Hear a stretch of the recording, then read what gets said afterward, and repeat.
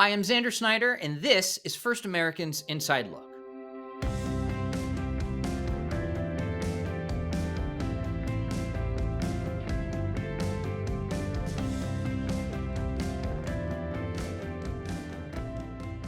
As we come to the end of 2024, the commercial real estate market remains slow. But there are reasons to be cautiously optimistic about the new year. To see why, let's take a look at where transaction activity stands today, how we got here, and therefore what we can expect in 2025.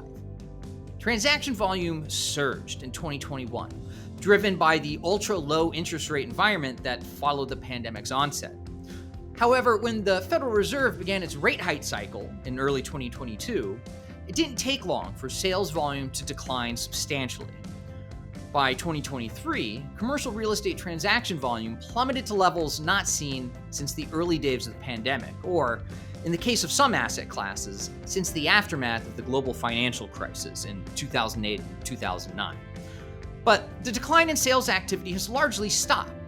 In fact, while sales volumes are still low, they're no longer meaningfully decreasing, and on a trailing 12-month basis have hovered around $300 billion for the last 4 quarters. The story is arguably even more optimistic in the refinancing market.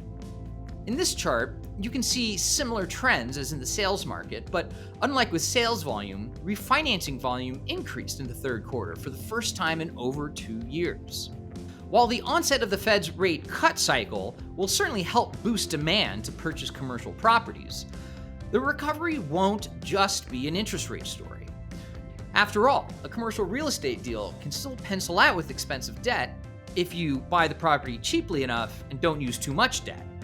And one thing that has occurred over the last 2 years, while interest rates have remained high, is a significant amount of price discovery.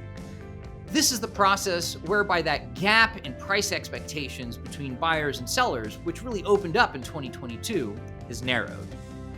When more people in a market agree on the value of an asset, it becomes easier to consummate sales and refinancings.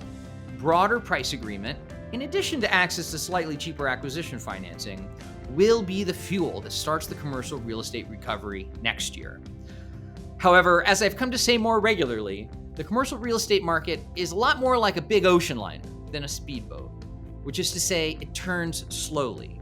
So don't expect the improvement to come all at once, but rather gradually throughout the year. This will be our last episode of the Inside Look for 2024, so we'll look forward to seeing you in the new year. In the meantime, I wish you and your family a happy, joyful, and restive holiday season. We'll see you next time.